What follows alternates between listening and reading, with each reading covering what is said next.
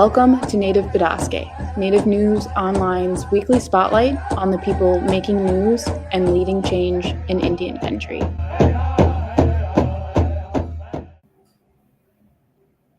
Welcome to another episode of Native Bidaské. Earlier, we recorded a episode with a student from Haskell University. And it's actually Haskell Indian Nations University. And we actually have the coach. Now, he's made some national news because on February 14th, he was terminated. And but he's Native American, so he kind of does what a lot of Native Americans do. They go up and beyond and say, I'm still going to make this happen. So he has decided to stay on as coach. So I'm pretty honored to interview him today. And without any further ado, I'm going to introduce you to Coach Adam Strom. He is the Haskell Indian Nations University's head women's basketball coach. Welcome, Coach Strom. Shuk Pachwai, and welcome. And thank you for having me on, Levi. Yeah, and Coach, hey, tell me what you were feeling on that day and how did you receive your termination and how did it hit you? 6 a.m. things were great. We had 6 a.m. practice. It was February 14th, which is Valentine's Day, and got some Dunkin' Donuts for the ladies. We had practice, celebrated the Valentine's Day, and then proceeded to practice. And after practice, made my way to visit my wife in Topeka, and it was about 20-mile drive, and got her flowers, gave her coffee, some Valentine's gifts, and then on my way back, I stopped at the local T-shirt shop, and I received a call, and that's when things started to come to surface. And the call was from my athletic director, and wanted to know if I was on campus, and responded, "No, I'm not, but I can be in a few minutes." And then he said, "Come to my office," and very faint voice. And so 20 minutes later, I'm sitting in the office of the athletic director, and he informs me that I'm on a list. And the list was executive order, Trump administration for terminating federal employees that are on probationary status, which as of November 2024, I transitioned from a contract employee to federal. So my name made the list, and that's how I was informed. Now, in addition to your coaching responsibilities, do you teach classes? Are you on faculty? Yes. So taking on the federal position, I was also like an education specialist instructor as well for the HSES, which is Health, Sports, Exercise Science. And so during the spring semester of 2025, I was just going to provide some oversight with athletics, but I was going to take on courses this summer and then the fall of 2025 as well. But previous to that, I served as an adjunct instructor for the last 2 years. So, but as a federal employee, I was going to take on 6 credits per semester. Yeah, and your commitment to staying on as head coach is pretty admirable. Just this morning, I was listening to a House subcommittee on appropriations, House of Representatives in Washington. I was watching it via stream, and they didn't necessarily call your name, but they called the head coach, and they referenced the idea that you stayed on, and I was pretty impressed. I'm thinking, okay, I'll get to interview him in a little bit. So that was just probably an hour and a half ago or so. And so your name's out there. I saw an article in the Washington Post and that. But what made you decide to stay on? And like I said at the beginning of this program, that's what Native people do. We turn something out of nothing sometimes, but that's not to negate the fact we still need funding. So, but tell me, what made you make that decision? So interesting. You asked the question, Levi. The decision was made without hesitation. And upon getting the news, because the initial news was given, and then they were going to try to justify my tenure into federal due to previous federal employment. So I was kind of prepped for it and I think the athletic director was prepped for my response. So immediately after being notified, I replied with the final notification. I replied with, "Can I still remain on as head coach?" And he said, "I knew you were going to ask that, and I've looked into it. You'll be on a voluntary basis. There'll be no compensation." I said, "That's not a problem right now." And so, Levi, leading into what led me to stay on, it's the commitment, dedication, the passion for coaching, but it's deeper than that.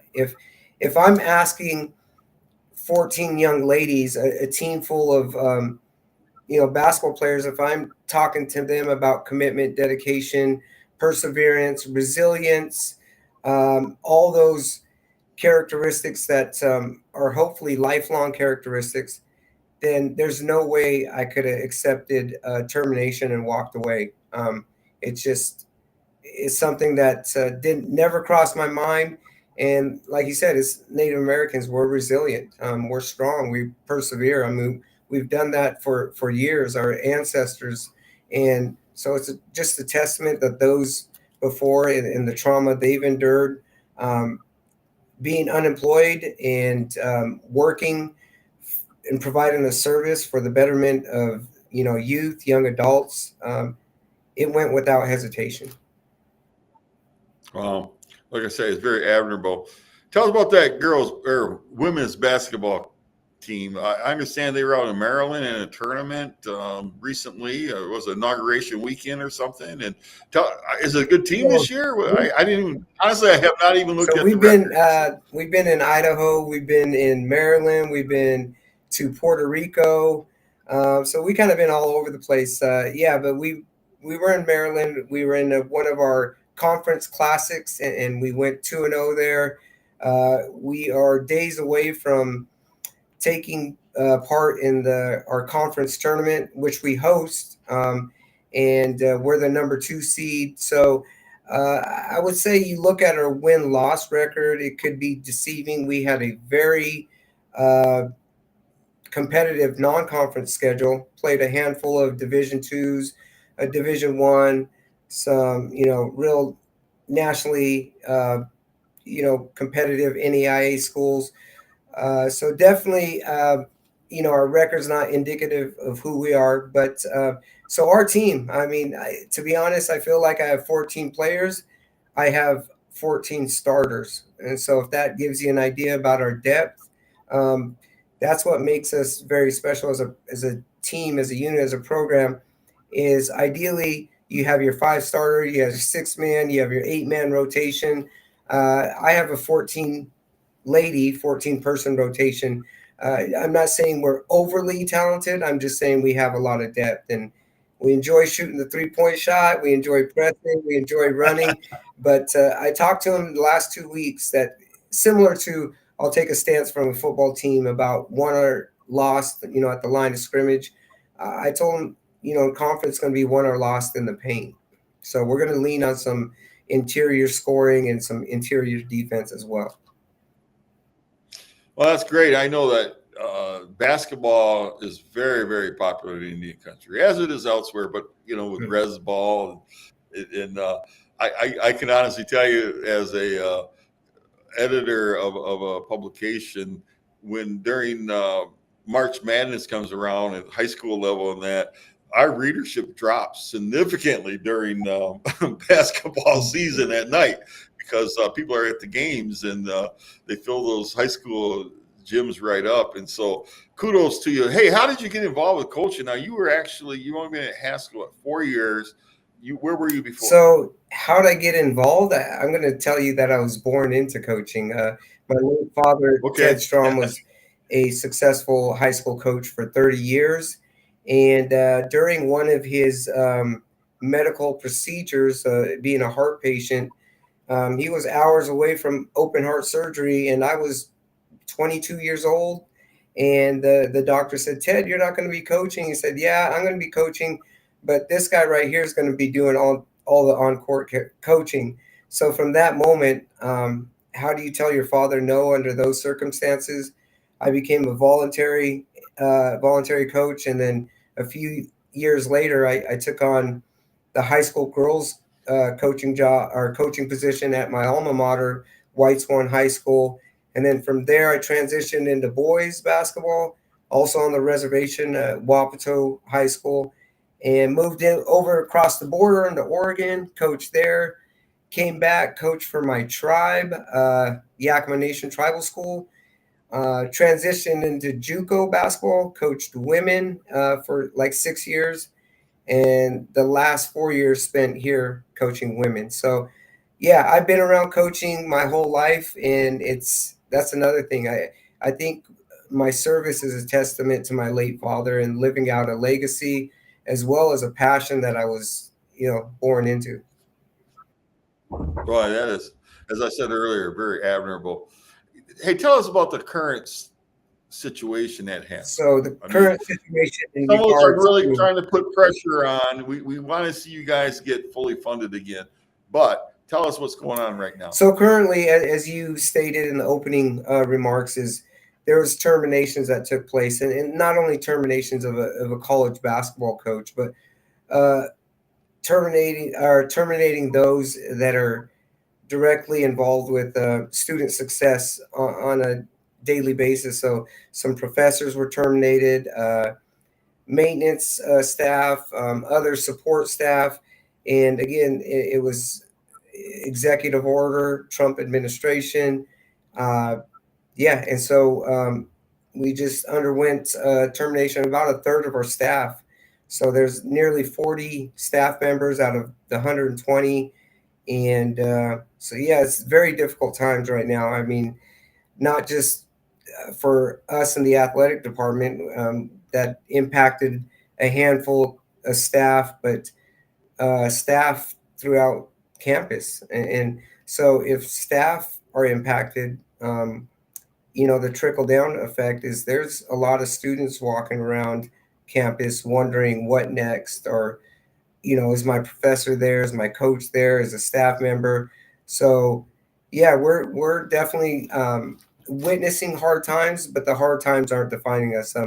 The Haskell 38 has formed a group, kind of with the initiative to do some work and try to combat this thing and just try to find a better way and some resolution to the unfortunate circumstances. And the Haskell Foundation has been outstanding. The HaskellFoundation.org is currently setting out to fund staff. So they have kind of a pledge of sorts to fund staff throughout the remainder of the school year, and are taking donations to supplement costs for staff that have been affected.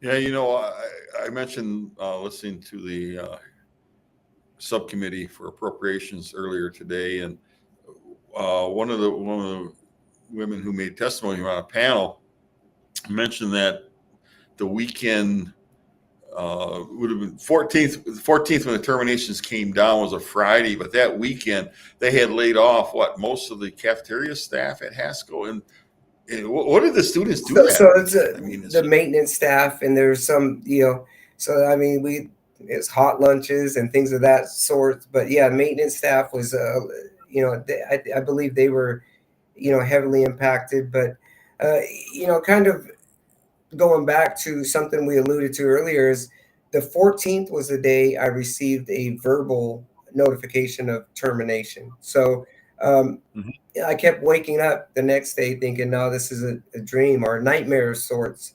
And then the next day, waking up with the same thoughts. And then the next day, and then till, finally, I believe the letter's dated on the 14th, but on the 17th, I received a letter from the Bureau of Indian Education that I was being terminated. And so that's when reality set in. And that's when, interestingly, the Haskell 38, as we kind of bond together, there's some, townhouse meetings of sorts, just some people having difficult times and just being able to speak out. And I missed the last meeting, but bonding together and trying to overcome this difficult time.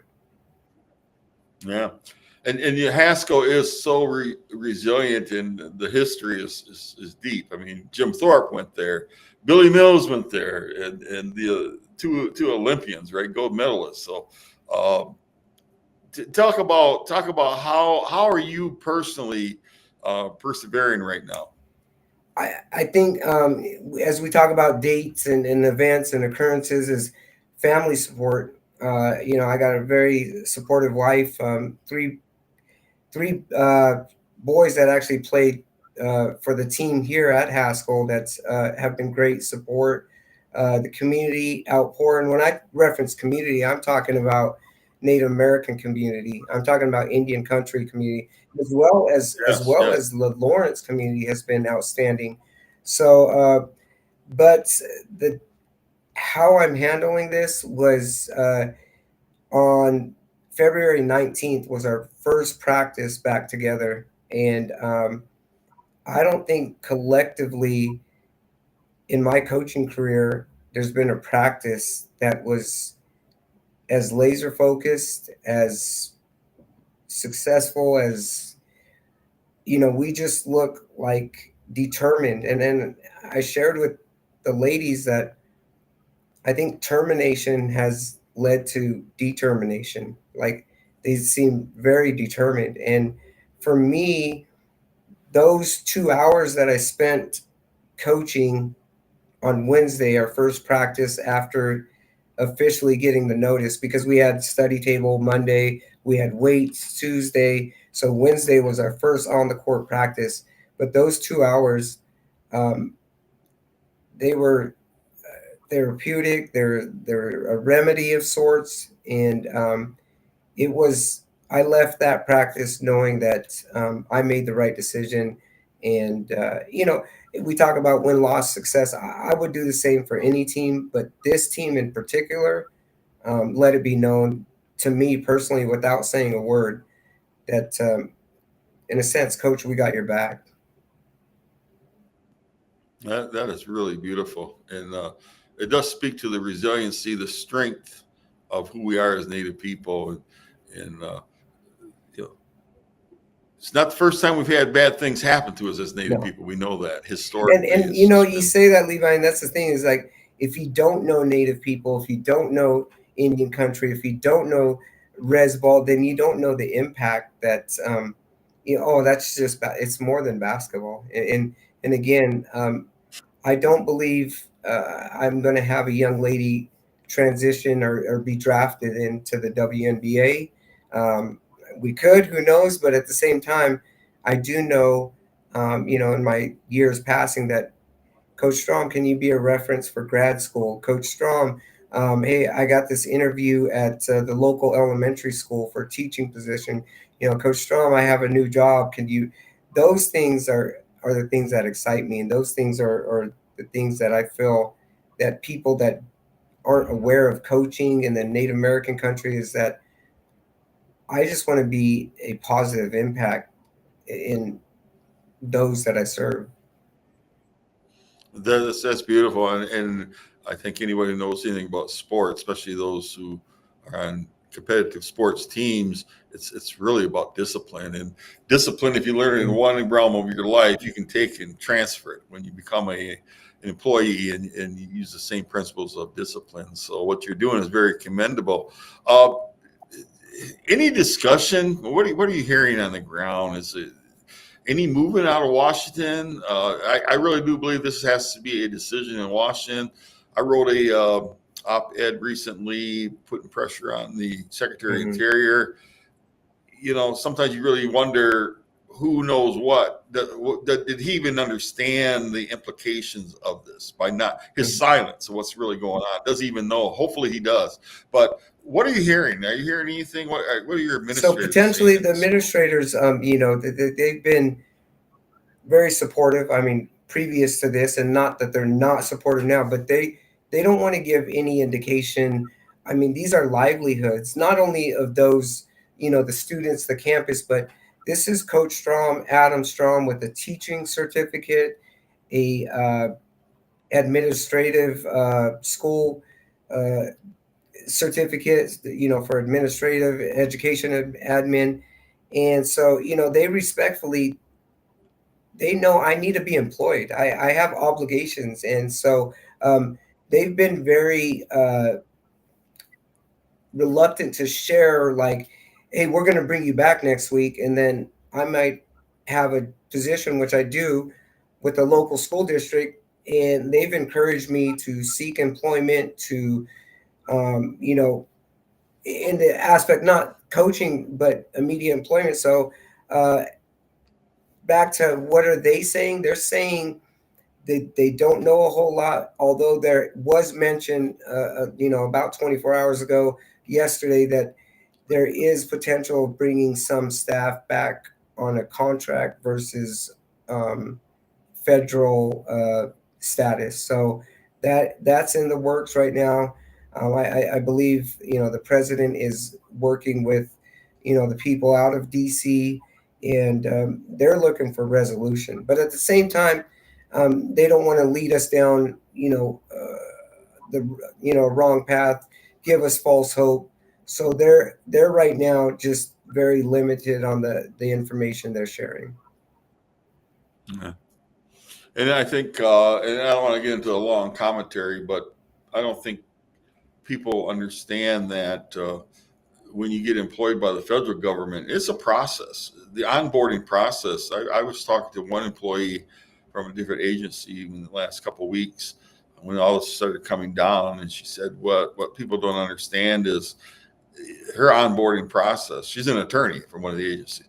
It was like a 6-month process. Now, hopefully, it won't be to rehire, but bring people back. But people have to understand what happened here was pretty significant, and I think most Americans would readily say there should not be overspending by the government. There should not be corruption in government, but that's not the basis to go in and gut things. And what you guys have been really severely hurt, and I think that people really need to look at things for what they are, not just what the rhetoric comes out of the White House or other places saying that this is a great thing. And I when I say that, the waste, I remember years ago, there's the notorious, what was it, $450 hammer or $435 that the Air Force paid for or something, that some subcontractor was overcharging the government. Well, anyone would agree that is just wrong. Okay. However, it's also equally wrong when you get rid of key staff people that are trying to operate a school that is doing nothing but trying to prepare our Native youth for a better future. That's what education is about. That's what happened at Haskell. So viewers out there, call your congressman, call the Secretary of the Interior, blow up their phone at the Department of the Interior. What's happening at Haskell is wrong. What's happening at Mississippi is wrong, and across the country with the Bureau of Indian Affairs, all the layoffs. So enough of that, Coach. How are you taking care of yourself? Who do you go to for support? Your family, your friends, church? I've been offered a lot of prayers to the higher powers, the creators, and my response is quickly, like, prayers are being felt. Like, those prayers are being answered. They're being felt. So, those offerings are, on a daily basis. I feel like they're being answered. My immediate family, my family from back in Washington. I mean, thankful for texts and phone calls. And I have 4 brothers, 3 sisters. I have a mom that, they reach out to me often. And so they're great support. But, I can't reiterate enough the outpour of the community, Indian country, and specifically the basketball team, the whole basketball program has been their support, and not through words, through action, through, their day-to-day ritual and practice has been, outstanding. So, and then in the meantime, I try to, I can't let this occurrence define who I am. I can't let this deter me. I can't let this break me. And so, on a daily basis, I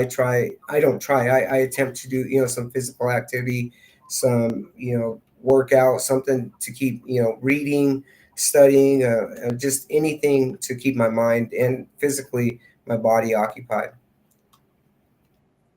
That's very, very admirable what you're doing. And do you have any last words? I think we've talked about this, and I think that people get the gist of it. So I just really hope people do pay attention. So No, Lee, we're just grateful for Indian country. I told you had alluded to Washington Post, New York Times most recently, possibly CNN Saturday morning.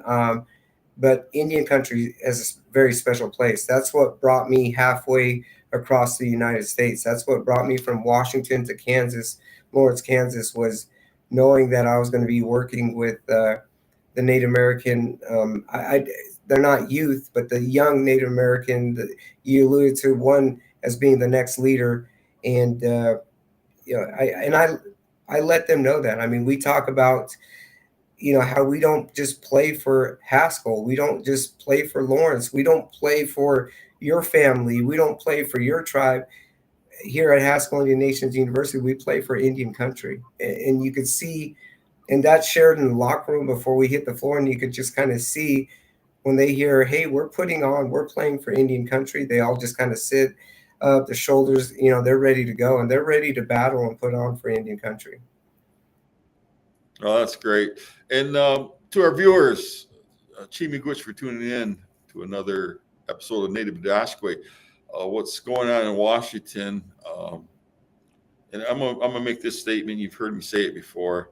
For those who think it doesn't matter who the president of the United States is, think about what's going on right now at Haskell University and across Indian country. Was not happening 45 days ago. So it doesn't matter who the president is, and people can be flippant about it and act like they don't care. It doesn't matter and don't need to vote. Your vote matters. So I know we're so many months away from the election, but you heard me say it last year during the election. It really matters who you vote for. And I'm going to add one more thing. Be critical thinkers. Do not just listen to what the media says. And we're part of the media, but fact check Levi Rickard, fact check Native News Online, because we want to be factual. And I tell my reporters that we've been lied about as Native people so often. We're not going to be part of it. We want to be accurate. And that's why I was really happy to have Coach Strom here today. Wanted to hear it from him, Chimigwich coach. And to our viewers, we'll be back next week for another episode of Native Bidaské. All right, appreciate it, Levi. Onward, Haskell. Thank you for all your support. Yeah, thank you, sir. If you appreciate what we do here at Native News Online, we invite you to donate to support our continued work covering Indian country. You can scan this code with your smartphone or go to the link located below this video to donate today. We greatly appreciate your support. Please be sure to subscribe to our YouTube channel and follow us on Twitter, Facebook, and Instagram. And be sure to scan this code or go to the link below to subscribe to our newsletter. Thank you for joining us today, and please be sure to join us again next week for another episode of Native Bidaské. Chimigwech.